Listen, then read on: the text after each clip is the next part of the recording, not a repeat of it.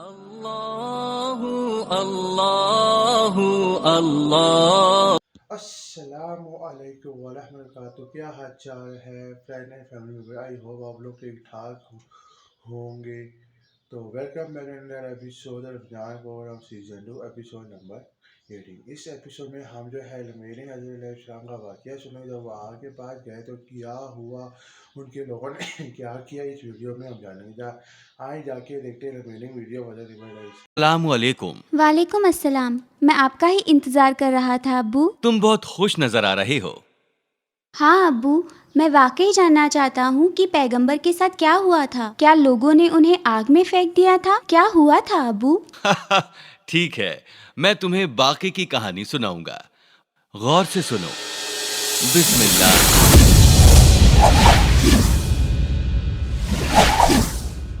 پیغمبر ابراہیم علیہ السلام اور بھیانک آگ۔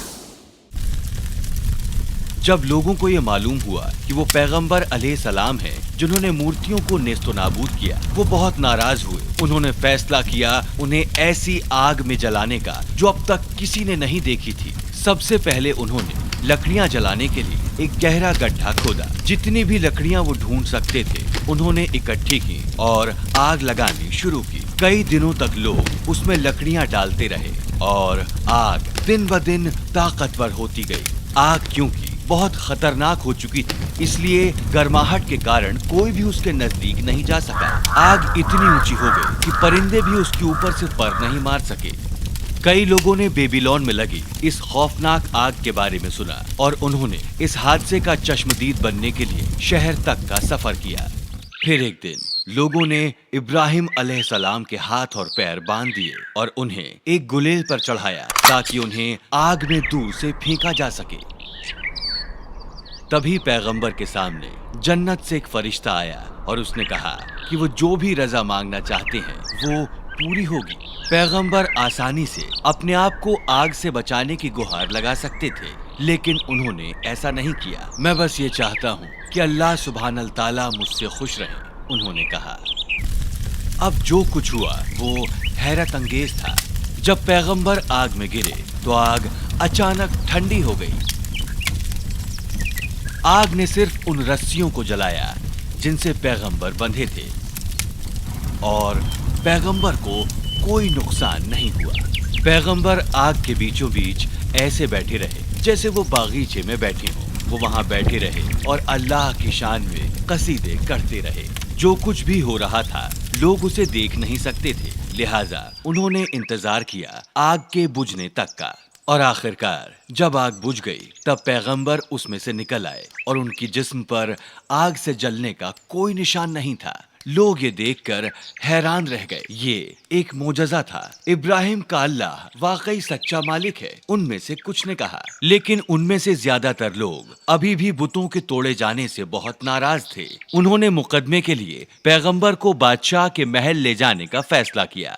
سپاہی آئے، انہوں نے پیغمبر کو گرفتار کیا اور وہ انہیں نمرود بادشاہ کے محل لے گئے۔ ہاتھوں میں زنجیریں ڈال کر انہیں محل تک لایا گیا۔ نمرود کو یہ بات معلوم تھی کہ پیغمبر نے ان بتوں کو نیست و نابود کیا ہے جن کی وہ عبادت کرتے تھے۔ بتاؤ تم نے ہمارے بتوں کو تباہ کیوں کیا؟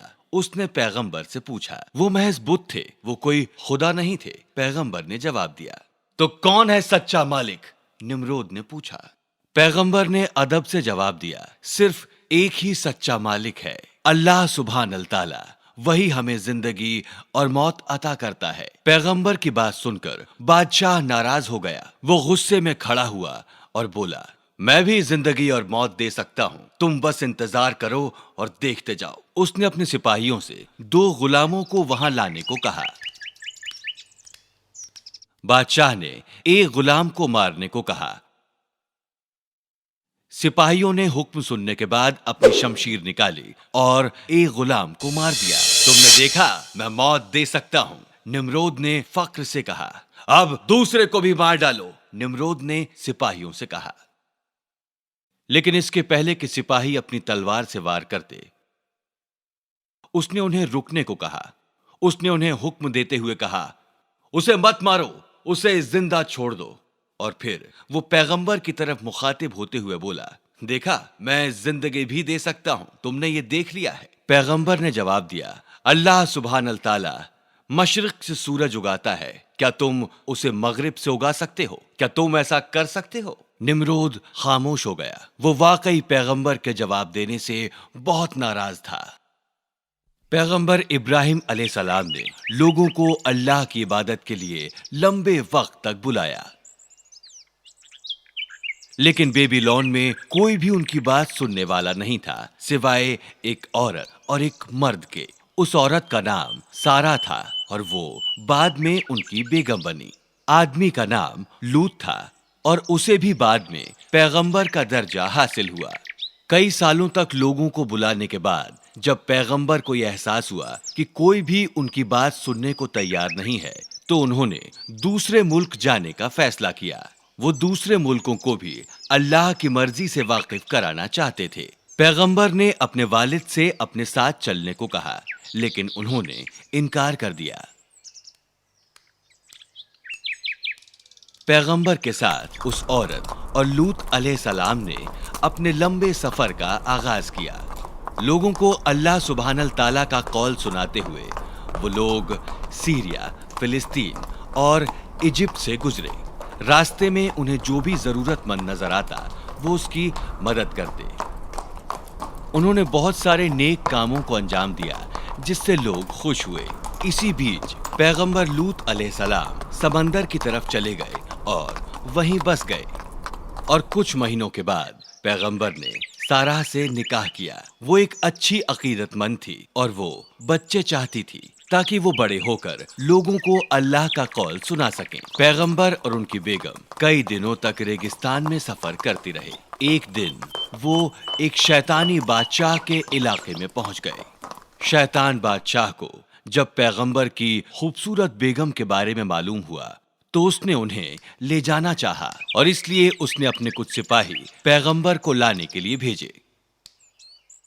सिपाही पैगंबर को बादशाह के सामने ले आए।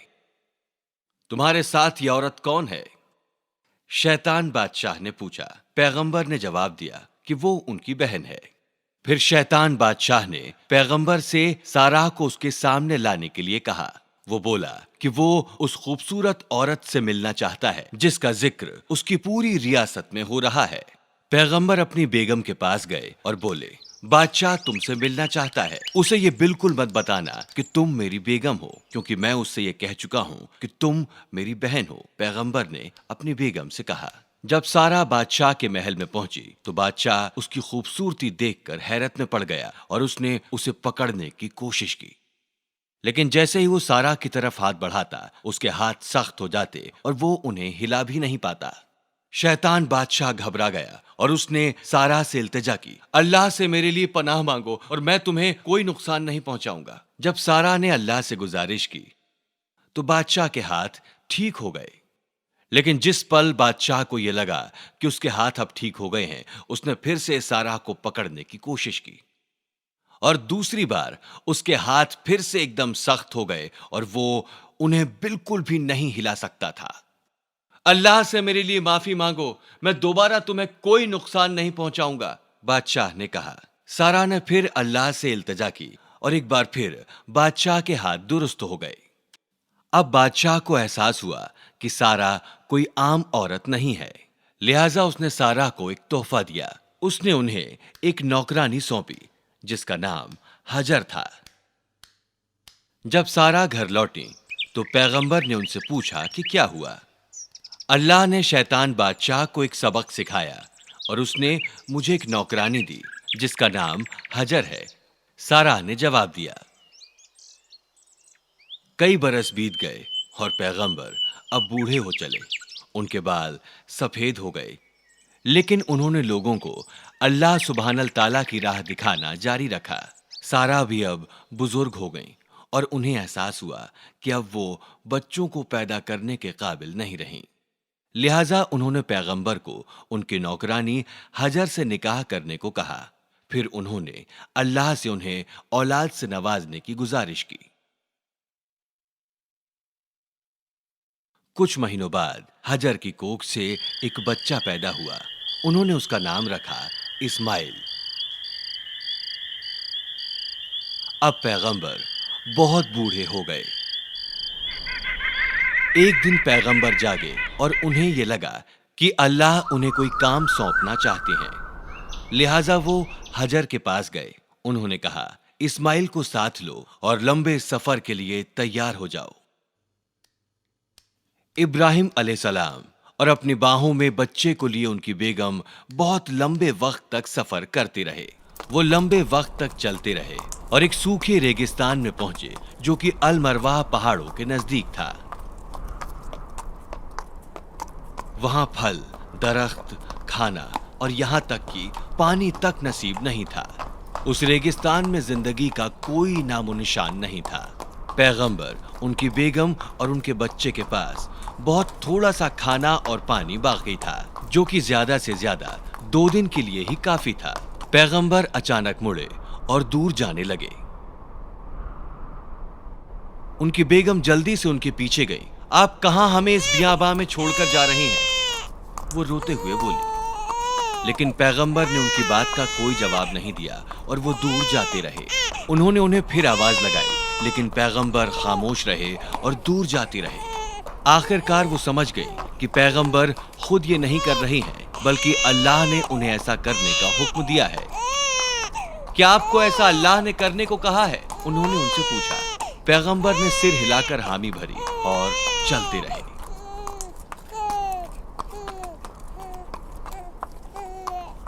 ان کی بیگم نے کہا، ہم گم نہیں ہو سکتے، کیونکہ جس اللہ نے یہ حکم دیا ہے وہ ہمارے ساتھ ہے۔ اپنی بیوی اور بچے کو بیاباں ریگستان میں چھوڑنے کے بعد پیغمبر بہت اداس تھے۔ وہاں دور دور تک کوئی نہیں تھا۔ انہوں نے اللہ سے گزارش کی کہ ان کی بیوی اور بچے کو کھانا نصیب ہو جائے۔ انہوں نے اللہ سے ان کی مدد کے لیے کچھ رحم دل لوگ وہاں بھیجنے کو کہا۔ ارے نہیں، پیغمبر نے اپنی بیگم اور بیٹے کو کیوں چھوڑا؟ انہوں نے ایسا کیوں کیا؟ کیونکہ اللہ نے انہیں ایسا حکم دیا تھا۔ اس کے بعد کیا ہوا؟ میں تمہیں باقی کہانی کل سناؤں گا۔ ٹھیک ہے ابو۔ اس کے پہلے میں جاؤں، میں تم سے کچھ سوال پوچھتا ہوں، کیا تم تیار ہو؟ ہاں میں تیار ہوں۔ ٹھیک ہے، تو بتاؤ پیغمبر کو آگ میں کیوں پھینکا گیا؟ یہ رہے تمہارے اشارے۔ پہلا، انہوں نے ان بتوں کو توڑا جن کی وہ پرستش کرتے تھے۔ دوسرا، انہوں نے بتوں کی چوری کی۔ اور تیسرا، انہوں نے بتوں کو جلا دیا۔ یہ بہت آسان ہے۔ پیغمبر کو آگ کے حوالے کیا گیا کیونکہ انہوں نے بتوں کو تباہ کیا جس کی لوگ عبادت کرتے تھے۔ ماشاء اللہ، یہ صحیح جواب ہے۔ شکریہ ابو۔ پیغمبر نے بادشاہ نمرود کو کیا کرنے کو کہا؟ پیغمبر نے بادشاہ کو سورج کو مغرب سے اگانے کے لیے کہا۔ یہ صحیح ہے نا ابو؟ پھر سے صحیح جواب۔ اب مجھے بتاؤ، جب پیغمبر نے بیبیلون چھوڑا تب ان کے ساتھ کون تھا؟ پیغمبر کے بھتیجے ان کے ہمسفر بنے۔ ایک اور عقیدت مند سارا بھی ان کے ساتھ چل پڑی۔ بہت اچھے۔ اچھا یہ بتاؤ، پیغمبر کے پہلے بیٹے کا نام کیا تھا؟ وہ اسماعیل علیہ السلام تھے۔ ماشاء اللہ، پھر سے صحیح جواب۔ اور اب میرے جانے کا وقت ہے۔ انشاءاللہ میں تمہیں باقی کہانی کل سناؤں گا۔ آئی ہوپ آپ کو پتہ لگ گیا ہوگا کہ حضرت ابراہیم علیہ السلام کو آگ میں کیوں ڈالا گیا تھا۔ پھر اللہ تعالیٰ نے جو ہے کیسے جو ہے حضرت ابراہیم علیہ السلام کے لیے جو تھی آگ ٹھنڈی کی تھی۔ تو جاتے جاتے جو ہے اس ایپیسوڈ میں جو ہے میں کچھ سنتیں وغیرہ بتانے جا رہا ہوں آپ صلی اللہ علیہ وسلم کی طرف سے۔ ٹھیک ہے، جیسے آپ وسلم کہتے ہیں کپڑے پہننا تو 3 دفعہ جھاڑ کے کپڑے پہنو، کیونکہ کوئی ہو سکتا ہے کہ کیڑا وغیرہ ہوتا ہے، جب جھاڑے تھے نا کیڑے وغیرہ چلے جاتے ہیں، اگر جھاڑ کے نہیں بنتے کیڑے وغیرہ آپ کو کاٹ سکتے ہیں۔ دوسرا نمبر کیا، جب آپ مسجد کے لیے جائیں تو آپ بھاگ کر کبھی نہ جائیں، کیونکہ بھاگ کے جائیں گے تو ایکسیڈنٹ وغیرہ ہو سکتا ہے، کہ ٹانگ وغیرہ ٹوٹ سکتی ہے، وہ آرام سے جائیں۔ اگر البتہ آپ نے جب آگے سے نماز پڑھنی تو جیسی اذان ہو وضو کر کے آپ چلے جائیں۔ اگر آپ تھوڑا لیٹ ہو گئے تو آرام سے جائیں۔ آپ کو جو ہے جماعت کے ساتھ دوست جتنے بھی آپ کو سنتیں وغیرہ ملیں گے، 2 3 ایک آپ کو مل جائے گی آرام سے۔ اس کا آخری سنت جو ہے میں بتانے جاتا ہوں، جب مہمان آئے تو مہمان نوازی اب کیجیے، دل کھول کر کیجیے، کیونکہ وہ جو ہے جب جاتے ہیں تو ہمارے ساتھ ہمارے گناہ جو ہوتے ہیں لے کے جاتے ہیں، وہ رزق ساتھ لے کے جاتے ہیں۔ یہی ایک پوکلنگا کرتا ہے اختتام پذیر امید ہے کہ آپ کو یہ سنتیں سن کر حضرت علیہ کا واقعہ سن کر جو ہے اچھا لگا ہوگا. مجھے دیجیے اجازت، پھر ملتے ہیں کہ آخری ایپیسوڈ میں. فی امان اللہ کے دعا میں یاد کیجیے. میرے فیس بک پیج کو جو ہے فالو کیجیے. جو پیزا فیس بک آرڈر ضرور منگوائیں تاکہ جو ہے مجھے آرڈر وغیرہ مل سکیں. ایٹ ٹائم چلا دوں گا. اللہ حافظ. Audio Jungle.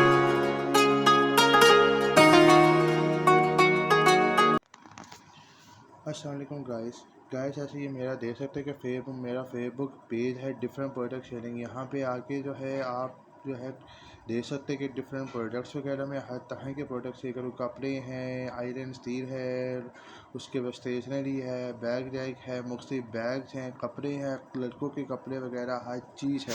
اب اس طرح سے جو ہے آپ جو ہے یہاں جو دیکھ سکتے ہیں، جیسے کہ شروع میں جو میں نے اسٹف وغیرہ بتائے ہیں اس طرح ہم بھی دیکھ سکتے ہیں. اسٹف کو ہے باقاعدہ میں نیچے ڈسکرپشن میں بھی مینشن کر دوں گا ڈیٹیل کہ آپ نے جو ہے کس طرح سے آرڈر وغیرہ کرنا ہے. تو اس کا جو لنک ہوگا میں جو ہے ڈسکرپشن میں بھی دے دوں گا.